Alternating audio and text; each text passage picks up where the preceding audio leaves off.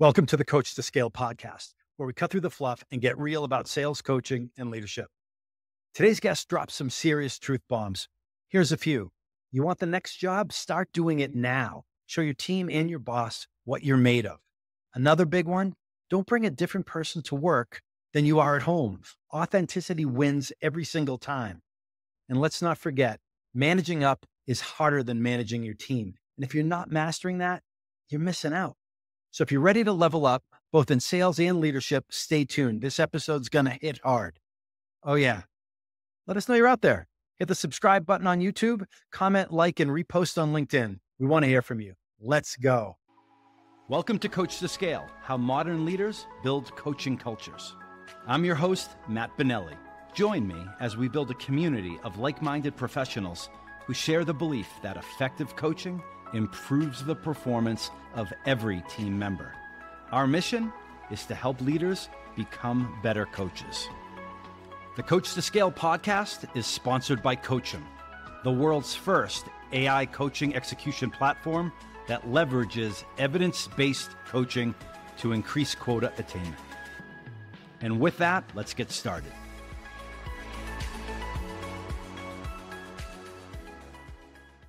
This week's guest lives and breathes sales coaching and developing his people too, not just so that they hit the numbers, but also to develop their careers and achieve their personal goals.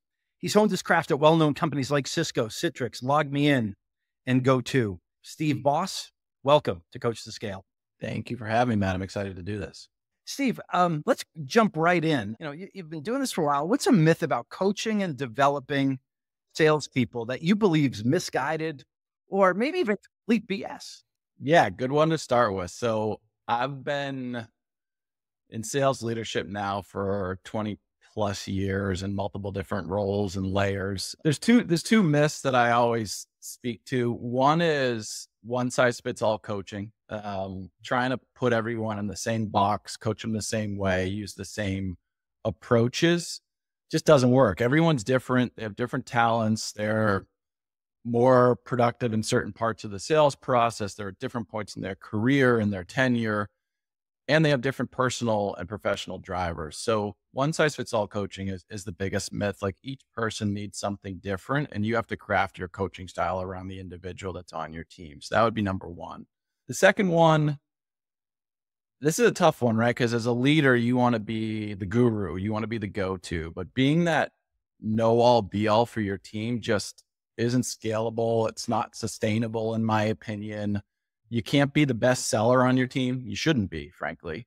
You can't be the best product knowledge person. You don't have every answer. You can't be perfect, right? You need to know where to send people to get answers. You need to coach them up. You need to ask why questions. You have to acknowledge when they're a better salesperson than you and let them lead certain parts of the process. And then, you got to show them, guide them, and coach them. So those are the two that I'd point to. So no peanut butter coaching, no one size fits all, and you don't have to, and you shouldn't have all the answers. Steve, would it be fair to say, even if you did have the answer, it might be best not to show your cards and not to show how much you know as the manager? I've had managers that I've worked with who strategically don't respond for 20, 30 minutes. And eventually the rep will come back and say, hey, good news, I figured it out. Absolutely, you can do that. Yeah. In the world of Slack, a lot of people were remote, but in the world of Slack, we were even more closely tied sometimes. Exactly. We create that learned helplessness that sometimes impedes people's ability to grow. So we're touching on maybe a couple of the reasons, but I got to ask you, because I know you spent a fair amount of time as a frontline manager. Why is the job so damn hard? A good amount of time, Matt. Over 10 years of my career I spent in that frontline role. So definitely know it well. I think how I'd lead this conversation is, no one ever asked me, like, do you want to be an entrepreneur? Do you want to run your own small business? Because that's truly what a frontline leader does. They're responsible for their goals, their territory, and ultimately company success, right? No one really says, do you know how to, or do you want to run a small business, right? Very tough decisions in the frontline leadership role. And oftentimes they're not by any means prepared for it. So like professionally, emotionally, how to handle those really tough decisions. They have to build a team, hire, fire, understand and manage personal life situations. They have to cover for people. They have to forecast. They have to coach, lead, mentor, inspire. And and Matt, I know you know this, but oftentimes little training comes the way of a frontline manager, right? So they're not given the tools they need to make these difficult decisions, understand how to work with people, all the HR aspects of that job. And then they also want to be fair and equitable, but that is not possible a lot of the times when you're running your own business. You have to make those difficult decisions for the betterment of your team and your team's success, but also the betterment of the company's success. So really, really difficult job, especially for young folks who go from sellers into leadership. They're just not prepared and they don't know what it really takes. And the only way to do it is to learn over time. So very, very difficult. Yeah, and you're correct. I mean, I think the data says that 9% of sales training budget goes to frontline managers. It's usually the battlefield. So you brought up something I think that is so true, but maybe not thought of. We don't look at it through that lens, which is the frontline manager. He or she is an entrepreneur. They are the CEO. But often, my experience is that people don't look at it like the people in the role. The manager doesn't look at it that way. Right. What's the role of somebody, a senior leader, somebody like yourself, to enable that frontline manager to recognize that they are indeed an entrepreneur and they have to think for themselves? They can't be sitting around waiting for someone to tell them what to do. Yeah. So if I have a first time manager that I'm overseeing directly, it's literally having those conversations. What are you dealing with your team? What are your challenges? How's your team doing? Do you need help in these aspects? Hey, I know we're talked about this person's performance and managing them out. Are you comfortable doing that? Do you need help with the human side of it? So I think you just have to ask really good questions to your frontline leaders and pull that information out of them. They want to feel capable. It's their first time in the role potentially. They want to feel like they know everything and they don't want to be vulnerable to you and ask questions that, hey, this may be a dumb question, but I don't understand how to have this conversation with an individual. So you got to really lean in knowing the job as well. I mean, me personally, I have to lean in knowing the job as well as I do and understand where they need mentorship, where I didn't get it, and where I can help them the most as they go and manage through really difficult decisions.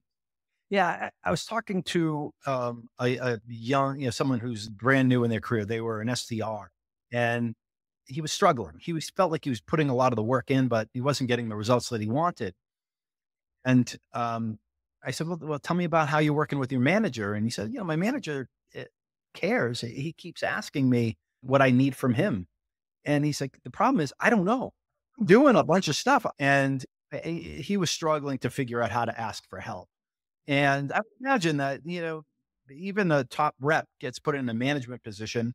That top rep has the ego and, the success, and probably thinks that everyone believes he or she needs to know all the answers. And they have a hard time asking their senior leader for help.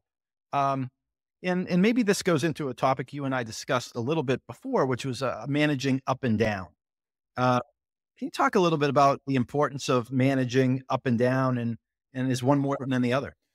Yeah, I think we just covered a lot of managing down in terms of like the skill sets, what's required, coaching your people, leveling them up, those kind of things. I think we'll talk probably more about that through the conversation. I think as your career grows, and that example you just used of the SDR, like managing up is not often something that's talked about, focused on, or a skill set that we really encourage people to develop. So it can really, in my opinion, it can make or break your career, or your trajectory or your brand in a company. So smart people, A players, they often see issues in a business. They understand it's a problem. They bubble it up and they're seen as complainers. So I think in managing up, the key skill set you want to develop is to be productive and solution oriented. So you can speak to the gaps you see. That's great. Everyone needs that. We need to hear what's going good or bad in a company. But can you frame that around the impact to the company's overall goals? Are you offering up a solution to those issues? That to me often defines the best leaders. Like, hey, I see this issue. Here's a solution we can put in place. I know that would solve it for others in the sales organization. So like high level advice, never be a complainer, always come with a point of view and always have the overall company success in your mind when you're doing it. So it's just a skill not a lot of people develop, and they can often be looked at as they're negative or complaining. So it's a fine line you have to walk, but always bring that point of view. Yeah. This sucks. I can't believe it. Right. Is different We've all been there, man. We've all been there. on both Yeah. sides. My son's just getting into this business, and I try to give him some advice, like you just said. Maybe he'll listen to this podcast and listen to you too. But it's like, be part of the solution. Don't be part of the problem. Think about the person think about your manager and what he or she's going through, and is what you're saying helping things or hurting things. That's right. And usually an eye roll is a good indication that.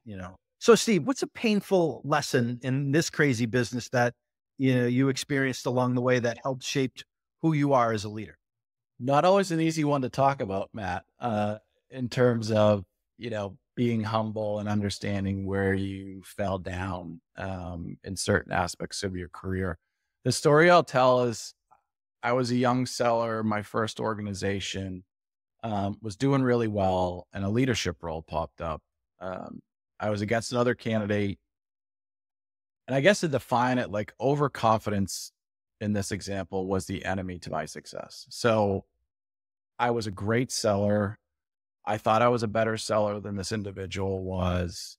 And in turn, that would make me a better leader. And frankly and transparently, I did not prepare for that interview process as well as I should have. And spoiler alert, Matt, I did not get that job. The other candidate was just more prepared. His plan was really well, managed. It was mapped out. He wowed the leadership team. And I had to take really difficult feedback. Like I was very humbled. Steve, you weren't as prepared. We know you can do this, but like you didn't show us your chops. Like a leader does this, that, and the other thing. So super humbled, very direct feedback that I took to heart. And the next leadership role came up. I was super prepared. I ended up getting that job. I worked as a peer with this individual. We worked really well together. But nothing's going to happen for you in this corporate world just because you think you deserve it. Like you got to get up every day. You got to work hard. You got to prove it. You got to prepare for it. And the other thing I've learned is like, you got to do that next job before you have it, right? So you're in your job. You got to take those next challenges. You got to do that next job before it becomes available so that you're the best candidate for it. So really impactful early in my career. And like the humble learnings I got from that were very, very impactful. Hey, Steve, can you elaborate on that? Do the job where you have it. Maybe elaborate on why that's important and what an example could be. Yeah. So when someone comes to me and says, as an individual contributor, as an example, and says, hey, I want to be a manager. Okay. First you ask their why. You try to understand what motivates them to do it. I always try to talk them out of it based on how challenging that role is, as we talked about. But what you want to do is challenge them to take on things outside of their job role that a leader would do. Like, hey, I have this small project. I don't have time for it. Can I delegate it to you? Hey, I need an informal leader on the team to do this, that, and the other thing. Can you be an informal team lead for me? I'm going to be out this week. Can you run the team meeting? Can you take a forecast?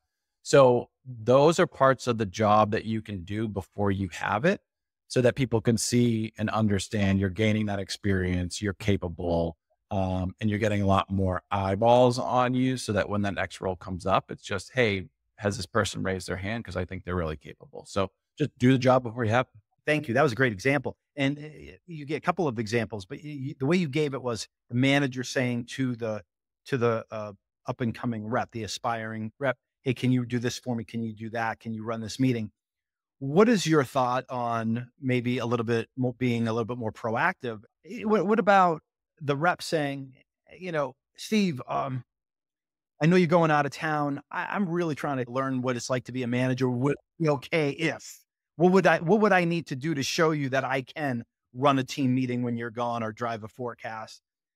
Would that be something that you'd be open to hearing if done the right way? Yeah, 100%. So an example, I made the assumption that this person has come to me and already said, I want to get into leadership. What do I have to do that? In which I'm being proactive back to them. There is nothing better, Matt, than someone proactively coming to me and say, I want to learn. I want to be a leader. Can I do this? Can I do that? I was that person, frankly. I raised my hand. I was vocal. I want to be a leader. Hey, can I be the team lead on this team? Can I take on these things? Can I run cadences? Can I do this and that? So like I was always that person. So I very much appreciate those individuals that speak up. So all for it. And if you're not advocating for yourself in that way, no one's going to know. So I think that's wildly important, and just do it in a professional, you know, positive way. And most of the time the response will be fantastic for you. I think maybe guys like people like you and I figured this out, for me, and maybe not as fast as I would have liked, but I eventually got there. And I was thankful because I had good mentors along the way. And when I look back on my career, whenever I reached out and asked for help, I got help. But if I didn't ask, sometimes I was given some unsolicited advice, but it might have been too late. Can you talk about the importance of um, mentors and what role mentorship plays in a sales professional's world? Yeah. First of all, I think we all need them. If you're out there trying to figure out on your own, it's very difficult. You can get mentorship in multiple different ways from multiple different functions. It can be personal, it can be professional. Doesn't have to be someone within your organization, it can be a past leader, so on and so forth. You're going to get coaching from your direct manager. Sometimes they can lean into the mentorship role, but oftentimes that's like a fine line you'd want to draw. So cross-functional mentors, other people that are in a role you want to be in, but maybe not be directly over you. I think those are good ones. I've had many throughout the course of my career and my life. And how I look at mentorship, they should be offering you advice and guidance, especially during complex situations. So, hey, I'm dealing with this at work, or I want to advance myself this way. Can you help me through that? They should be encouraging you to speak up. They should be encouraging you to go for challenging opportunities, negotiating difficult situations. The key for me, Matt, is the mentor must have the positive outcome for the mentee at heart. It should never be about them, because you're trusting them with something like of tremendous value, your life, your career, your next step, your family security. That's critical. They have to have you and your best interest at heart. They should understand your own style, the path you want to take.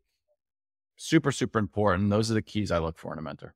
I think we can agree there's good mentors and bad mentors, Yeah. right? So, well, I don't want to say bad mentors, but you can learn, in addition to learning what to do from others, then it's safe to say you can learn what not to do from others, whether they be managers that you have or people with in your circle. Yeah, absolutely. I'll never give examples of those individuals, Matt, as you can imagine why. But yes, I think you'll learn a lot through the folks that you work for, work with, what their styles are like. Do they mentor in a directive way or a negative way? Are they looking for something out of it for themselves? Are they advancing to some respect while you may not, as they're, you know, saying they're your mentor? I think you'll find those red flags over the course of your career, and you'll see leadership types that may resonate more with you than others. I think you got to know yourself internally. You got to know what type of person you are, and you got to know what you want to emulate and what good looks like. And I think that just comes with time, understanding, and being exposed to a lot of different folks. Yeah, I won't name anyone, but a couple of situations that I'll get your reaction on. I had this one senior manager, and that person said, here's how you respond to someone when they ask for a raise. You say, your raise will become effective when you do. You're a salesperson. It's like, okay, it's pithy, but, and the other was a client, a sales leader who was a client who coached their frontline managers to, not name the farm animals, meaning don't get too close to your team because you're probably going to have to fire them. Yeah, I was like, that's probably not how I'd want to approach it either. But, sure. So what authenticity, right? We've talked about that briefly in our prep call, but how important is it to be authentic? And you made me think of the question when you were talking about mentors, and when you're getting good advice, I some of the best advice I got was something along the lines of, "Hey, be yourself. Use your words. Don't be something different." But what are your thoughts on the importance of authenticity? I could probably talk about this one for the whole the whole podcast, Matt. I've just learned so much through this over the course of time. I think what I said was, don't bring a different person to work than you would be at home. So kind of taken through a journey, right? Workplaces have changed like dramatically over my 20 years in corporate America. Starting out, like you got to be buttoned up, you got to be rigid, you got to be directive, be that corporate person. You said it. Don't create friendships. Don't get too close to the people that you work with or that work for you. It was a very old school mindset. I can pull from one example of how a lot of this changed for me, and then I'll kind of go into where I'm at now in terms of who I bring to work. So I was an enterprise manager at Citrix. I was new to the organization. I came in, I was the youngest person on my team by a pretty good amount. So I was managing all folks that were older than me, had, lives that were set up, and they, cared deeply about that. And so I was actually at that time going through life events myself. So I was getting married, I was having my kids. I was getting life advice from the individuals on my team while I was leading them and their work lives, right? So it's really refreshing for me. And like the first thing that I learned from it is be yourself, talk about what's going on in your life, accept advice from other human beings. They're not your employees or colleagues all the time. Like they are other human beings. Are you a good person that they want to be around? If you're a good person that folks want to be around and gravitate towards, they will work hard for you and with you, right? Which is even more important. So I've learned to be vulnerable, empathetic, at the same time, still being able to be respected and directive. So it's a fine balance. You got to find that balance on how to do both. And then at the end of the day, it's what's best for your business. We talked about being a leader. You run your own business, so you have to do what's best for that. But you can also do what's best for that other human being. Like if someone's not working on it in a role, that's okay. Help them find the next role either inside the company or outside the company, right? So I think there's a lot of ways you can do that. Today, Matt, I'm the guy that talks about my kids. I have two beautiful daughters, 9 and 7, Olive and Morgan. Talk about my passions outside of work, big skier. I've leaned into things I never thought I would. So I've been leaning into like diversity and women in leadership quite a bit over the last few years. I was leading sessions at sales kickoffs on it.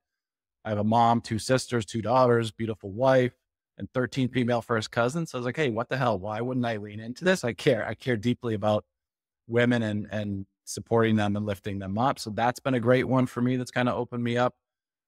And it just, don't shy away from who you are. Just be who you are. People will really gravitate towards you. And I think want to work closer and follow you where you go and kind of understand that at the end of the day, we're all human beings working through this life.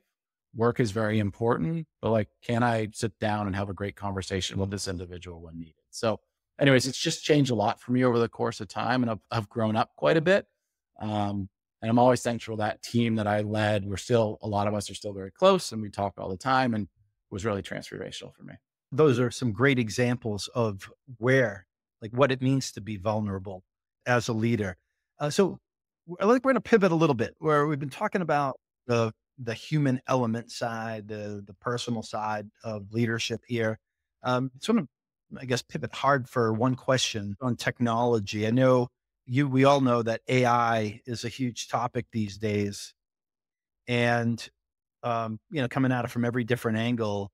How are the most successful sales leaders that you're working with and around leveraging AI? And even if it's just a little bit, is that something that you're focusing on? Yeah, for sure. I think I'll just talk in generalities first, Matt. Like I'm going to really date myself here, but like what a time to be alive. I remember my mom picking up the house phone and being kicked off the internet. Like that's what I remember. That's where this journey all began. You get your first cell phone in college. A few years later, you have a computer in your pocket. Then we got SaaS and we're moving to the cloud. And then like AI has come along and slapped us all in the face, for lack of a better way to put it. It's amazing how quickly that technology is advancing all other technologies that we all use and have in our daily lives, right? I was listening to a podcast a couple of days ago. The head of product for Anthropic said, AI is so early. Like we may not even be in the first inning. We're probably listening to the national anthem. Made me giggle because we're like right at the start of the journey on what this thing's going to be capable of. So that's number one. So when it comes like to sales leaders specifically, if I was to say anything, I would tell you it's not AI that's going to take over your job. It's the humans that know how to use it. So your sales team has the ability to be smarter so much faster. AI gives you ideas, motivational information. It helps you build talk tracks, write better emails. Best leaders in my group, their teams use it every day. Oftentimes they're learning from the individuals on their teams who are maybe just being more advanced in it. So build that culture where everyone's sharing what they're doing and how it's working with AI. But prospecting, deck building, negotiation tactics, like some crazy stuff is happening in the Microsoft, Google worlds with, you type in, hey, build this PowerPoint for me for this customer and up it comes, right? So I think the time shift on what we can focus on from a selling perspective versus a building or researching perspective, huge unlock. So for any sales leaders that aren't adopting, like literally you're going to fall behind if you're not one of the humans that knows how to use it. Yeah, I saw a quote this morning. It's not really related to AI, but it was something like poor people buy things, successful people buy back their time. Yeah. And I think you can make the analogy there to sales and entrepreneurship, where the most successful people figure out how to be efficient with what they're doing and be effective in where they're spending their time. Time is our most valuable resource in sales, right? If you're not finding opportunities, building pipeline, engaging with your customers, if you're spending time building decks and doing research, like time is your most valuable asset, right? To make money and be successful. So totally agree. Oh, music to my ears. So Steve, a couple of questions as we close up here, just about coaching, right? Steve, can you share an example of someone whose coaching has had an impact on your career? Yeah. So I have a couple stories. One's from a leader that was my direct boss, and the other one is an individual who was actually on my team. So I had a new leader that came into Citrix when I was there. I had a good brand, but I still wasn't really communicating in a constructive way, Matt. So I'm a pretty direct guy. I would call the just do it attitude versus the work through it attitude, as one way to put it. And so this individual came in, he was pretty new. He was ramping up. I was sitting down I was actually helping him ramp up. So I was going through an issue that I had found. I was showing him the email chain. And instead of thinking about himself and learning and looking at the problem, he literally looked at me and said, "Hey, Steve, like, this is an important problem in the organization. I want to tell you something. I want you to be constructively discontent." I was like, okay, well, what the hell's that? Right. At that point in my career, he wanted me to acknowledge the dissatisfaction or the issue in the business, but instead of pointing out as a negative, which we've talked about, how do I use that dissatisfaction to create positive change within the organization? And he's like, I would have written this email in the way you did. I then would have not sent it. I would have rewrote it 5 times. Here's how you would do that. And are you ultimately offering up a positive solution that's going to help the whole organization? So like constructively discontent is, it's like tattooed to my forehead at this point in my career. So I thank that individual for coming in and giving me that guidance. Steve, I wonder if we could take that email, put it into ChatGPT. Probably. Discontent. Yeah. I'm going to write some fiery email. I'll put it in and I'll send it to you. We'll see what happens. Yeah, exactly. That's awesome. The other one that super impactful for me. So a woman on my team, she managed up to me in like one of the more critical ways. I talked to her about 6 months ago, and I continue to thank her and tell her every time how impactful it was to me. So she's trying to do a deal review with me. She called me on the fly. It wasn't a scheduled meeting. And she's starting to give me the information, and I'm cutting her off. I'm giving her directive. I'm not asking questions. I'm not hearing her out. And all of a sudden, in the middle of the conversation, she says, "Steve, stop talking. You are steamrolling me." So I was like, well, oh, okay. Like, she's never reacted in this way. She's never been that type of individual. She's like, this is not productive. This is not a productive conversation. So, anyways, long story short, heard her out. She articulated her challenge. We talked about it. And like, I was literally, my whole guard was down, very vulnerable. But like looking back on that conversation, the way she was just so direct and so correct, and I was able to be kind of introspective and understand, like, yeah, she's right. Like, I do this to a lot of people all the time. Like, it's not productive. It's not who I want to be. It's not how I want to lead. Like, since that conversation, Matt, I'm not perfect. Certainly I have my moments, but it has fundamentally changed how I lead people and understand their challenges and have dialogue with them. How dare I think, like, at that point in the day, my time was so much more valuable and important than hers. Like, hers was equally as important as mine. And that's kind of the lesson I learned from that one. So those would be the two stories I use. I think the second one, someone managing up to me, it was almost more impactful. Yeah, I mean, that's a awesome story. And the fact, I mean, it's had a significant impact on who you are and what you do. And it ties back to something a guest said recently on this show, which was that coaching, the myth that he was busting. He said that it's, coaching is not a one-way street. It's not just the coachee learning from the coach. It's bi-directional. And your example really supports that as well. So, um, who's your favorite coach? So think like a name that, many people would know. You can go anywhere with it. It doesn't have to be sports related, but Sure. So I'm gonna go sports, Matt. It's like a big part of my life and growing up. Uh, I think one of the most fascinating individuals and coaches. Big basketball fan growing up, still am. Grew up in the Jordan era. Love that team, what they were able to accomplish. Like Phil Jackson is this magical, mythical coach. I mean, the dude's called the Zen Master, which I mean, I wish someone would give me a nickname like that. I don't think it's ever going to happen. He managed the best player on the planet, like at the time, the most alpha individual you could imagine, and also coach guys like Dennis Rodman at the same time, and somehow made it work, like molding the unique personalities, understanding each of their individual traits, letting them bring those wild personalities to work, but also treating them like individuals. I mean, I watched The Last Dance. It's a 10-part series. I rewatched it a couple months ago and like continued to be fascinated with how he pulled it off.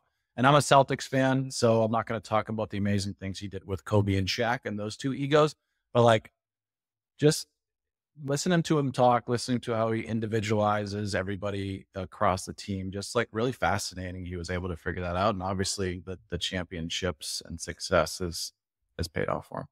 well, I think Phil Jackson's come up like maybe almost 15-20% of the time with this question. I ask this question to every guest, for most of the episodes. Um, yeah, I think this is the third or fourth time he's come up. And I think, you talk about Rodman and Michael Jordan, then you can throw Scottie Pippen. Those are three different personalities. But then I think like what I was forgetting until you brought it up was then he went and did it again with Kobe and Shaq and that characters. And yeah, so that is pretty amazing. I want to check out that series. Thanks. Last question, Steve. If you had to give a TED talk on any topic tomorrow, right, related to sales, coaching, sales leadership, what would that topic be and why? I'm not sure I'd want to listen to myself talk on stage for that long, first of all, Matt. But if I was to pick one, it's probably corny and it's a lot of what's kind of layered through our conversation today. So that's servant, or I prefer the word selfless leadership style. My success is based on the success of my people and my organization, like full stop. If I'm not creating an environment of success, I will not be successful. So it starts there, right? Are you setting your team up for professional success and growth? Are they motivated? Are you articulating what the big picture is and why that's important and why we should all be working towards it? And can everyone feel like they can win in the environment you're creating? It all boils down to the folks that work for you, making you a success. And it's your job to create that environment. So communication strategies, the whys behind things, getting people bought in.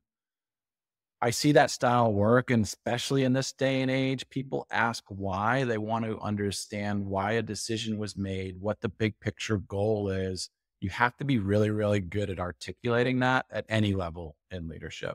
And we've talked about just be a person people want to follow. If you're selfless and you're thinking about the other individual first, that will just come across in your communications. And then lastly, I would say be strategic, be in the strategy work, right? That's what I do, but also be in the trenches at every level and understand every level of your organization. What are their jobs? What are their challenges? Not just your directors or your managers or your individual contributors, your SDRs, whoever it might be. Like, you have to understand their jobs. The ineffective leaderships I've seen is they fly super high level. They don't understand the challenges of everybody within the organization. And folks know that, right? So when I've really, gotten my hands dirty and really understood the front line and the challenges, it makes me a much better leader. So anyways, I would ramble on about that in a TED Talk, I suppose. I don't think that's corny at all. I think that's powerful, selfless leadership. And, when you get promoted, the best sales reps are some of the folks who, have to in some ways be selfish. Yeah. But when you get to manager and leader, you have to be selfless. So I think that's something that we can all take a page out of the Steve Boss book. And so I guess that's a good place to leave it also. Yeah, we covered a lot of ground. We talked about selfless leadership. We talked about the importance of managing up, not bringing a different person to work. So really appreciate the nuggets that you shared today. Thanks, Steve. Of course, Matt. Appreciate it. Thanks for having me. All right. And for everybody out there watching and listening, thanks for doing that. Please engage with us. Let us know what you like. Let us know what you'd like to see more of. We want to bring guests that are interesting and that provide content and nuggets that help you do what you're already doing just a little bit better, a little bit easier, and put a little bit more fun into your day. So thanks for watching again. Thanks for listening. Thanks to Steve. And until next time, coach them if you want to keep them.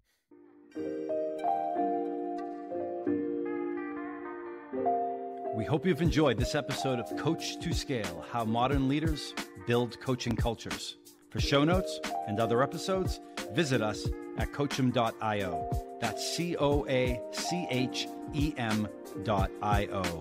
And follow us on Twitter at CoachemNow. See you all next week. Thanks for joining. And remember, coach them if you want to keep them.